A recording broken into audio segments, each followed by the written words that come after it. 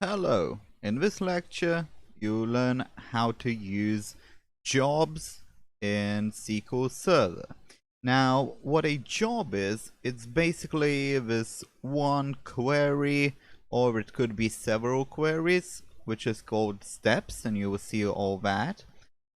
But it is basically that, and that can be scheduled on certain times of day, on certain intervals. So you will see how that works, but this is basically a sort of task scheduler directly on SQL Server, so you don't need to write any always running applications, you don't need to write any services, you already have that. Now, do note that on the free version, the SQL Server Express edition, you will not have this because you need this thing called SQL Server Agent. And SQL Server Agent is only available on the editions that are paid. So, moving forward, let's open that up. Let's expand the SQL Server Agent. Now, one thing to note here is that before you use it, you might need to actually start it. So to do that, you go to your tools, and as you can see, you have this SQL Server, we launched that before, and you also have the SQL Server Agent. So you need to have that running, and you should have it on automatic start mode. And let's get back. And as you can see, you have several things here. We won't get into them, but we will start with the jobs. And to create a new job, you need to right click on it and you go to the new job. You go to the new job, and now let's create some name for it. So let's say test job 1. We will see what happens, and as you can see, you can have some different categories. So we will just leave that at uncategorized. You can look into them later. And then you can go to steps. So these steps will be our little queries, and we will try to write just one simple step which will basically insert some data into our test table, where we have our text and decimal value in a row. So later we have schedules, which is quite important as well. So as you can see, you can have different schedules, so we will create them. And you also have alerts. We won't get into them now. And we also have notifications. As you can see, you can do email, page, and all that. We will get into some of these things in the later lectures. So now you also have targets, but it doesn't really matter here. You can see that you have target local servers, or you can target several servers. So let's get to the steps now. Let's get to the steps. And in the steps, we need to add new step. So remember, I said you can have several steps, and that is in fact true. So let's say STP1, our first step, and the only in this case. So as you can also see, you can have different commands. You can have different commands, different actually options to create commands rather. You can open it up as a file, so you can write your simple query, test it, and then kinda upload it as a step for a job.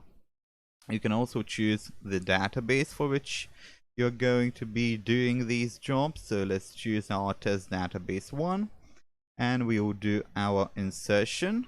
Now let's take a look at what we need here. We have test database 1, and we have test table. And let's look at the columns. The columns are text test and deck test.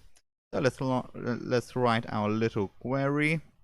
You'll notice that this particular window text box does not have the IntelliSense, so that's why I did suggest doing this through a normal query, then testing it, and then either copying or simply creating a file and then putting a file in here.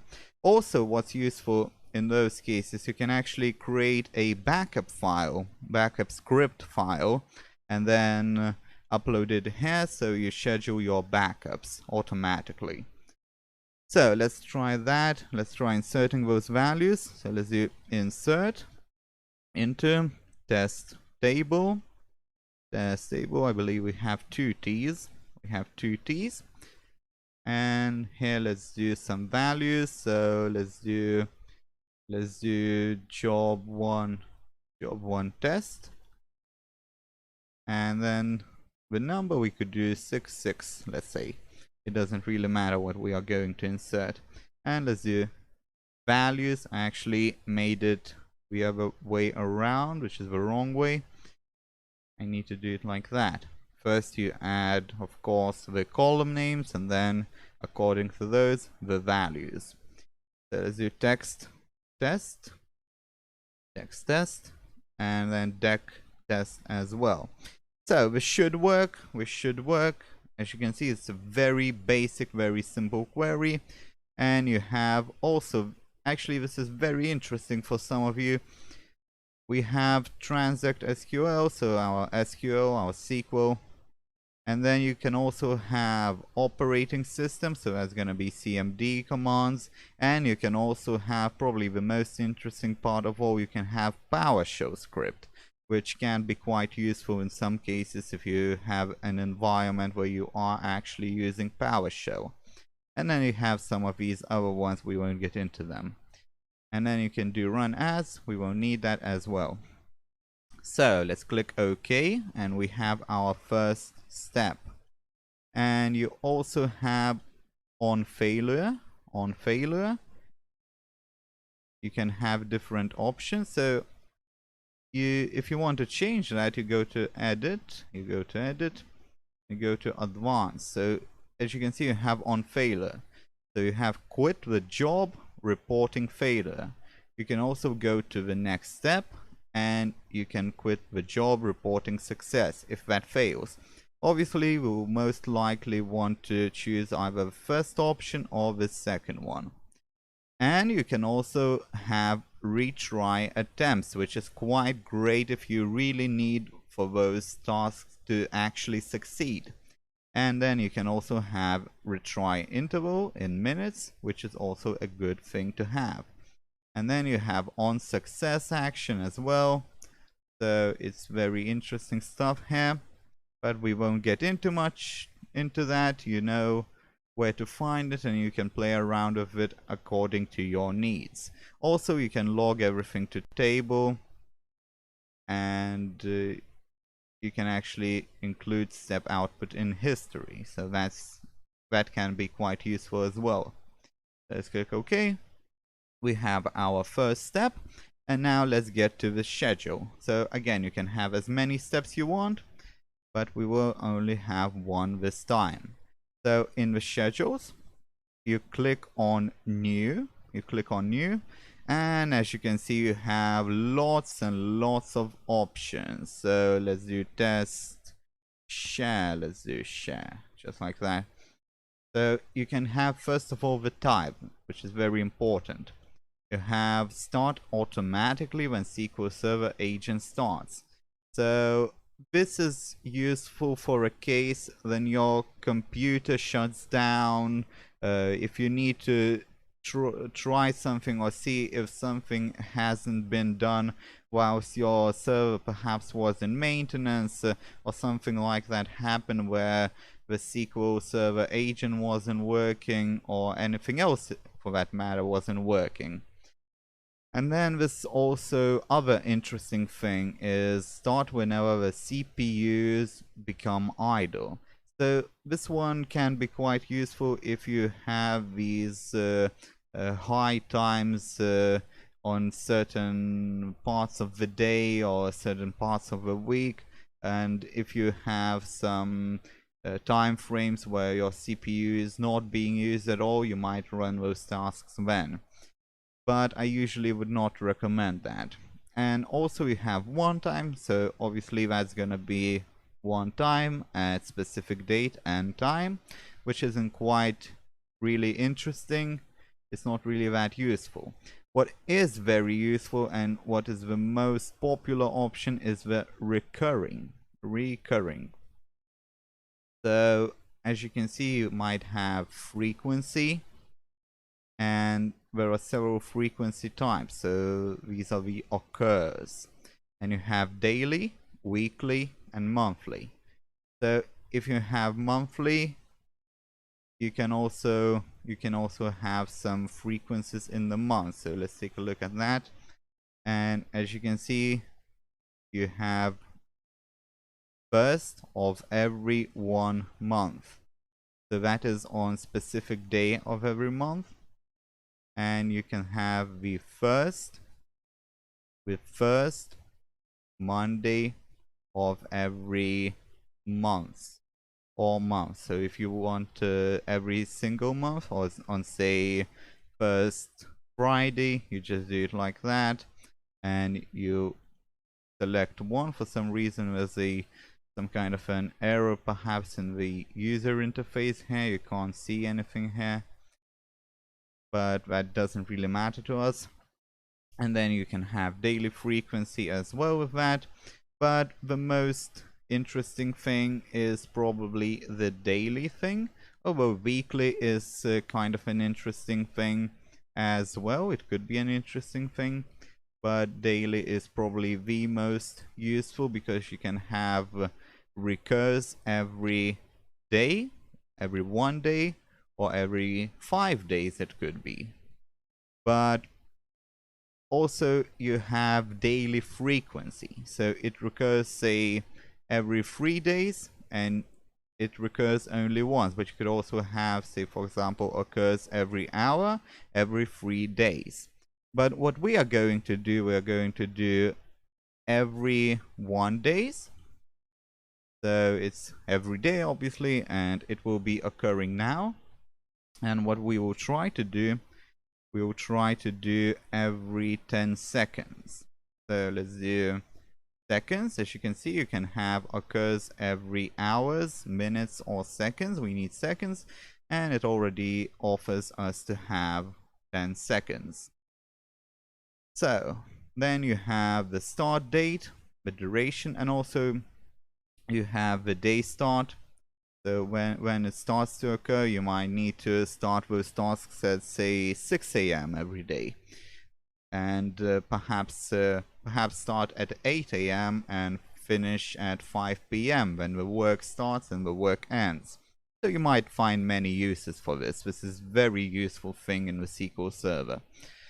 And then you have the start date, of course, so you don't have to start today, and you can also end it some day as well. But we will be starting today because obviously we need to see it now, how it works. So we do have our 10 seconds, we do have our start now, today, so we can click OK. And also you can see here that you have it enabled. You could, of course, disable it, and you could set up different schedules, and some you may disable, some you may enable according to your preferences and current needs. So now let's click OK. OK. And let's see what happens. Let's see if it actually starts. We will modify it if it doesn't work. So let's open our table, and let's do select top 1000 rows. So we will take a look at the number that will be displayed now, and then after say 10 seconds we will rerun that. So we have 32 records, and we will need to see if we can actually, if we are getting that. So let's try to rerun. It's almost 10 seconds. It's almost 10 seconds. We can try to rerun now. Let's see if we got anything, and we did not actually. So let's take a look. Let's take a look what might be wrong.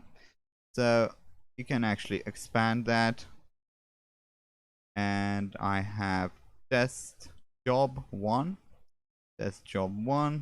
So let's see Let's see, where's my management?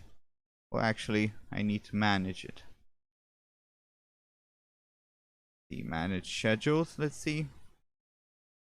So we do not have any general. So let's open that up. And let's see, it is actually enabled. And we do have our steps, I believe. I do believe we have our steps. And so we might be experiencing a failure. And we will see if that is the case now. What we can also do, we can actually go to this step and copy this query and see if it doesn't return any errors. If it doesn't return any errors in a normal query like that. Let's see what happens. See, we have text test, and as you can see, we do actually have an error. So it's again, I mentioned this before, it is better to just write everything in these queries. So let's see, it's gonna be text test. Text it is. So it's text test, it should be, right? We have that. Let's try that again, and we did get one row affected. So let's fix the job now. Let's fix the job. Let's go to the steps. Let's modify the step. And we can paste that like that. And click OK. OK. And it should be fine now. So we will now wait 10 seconds.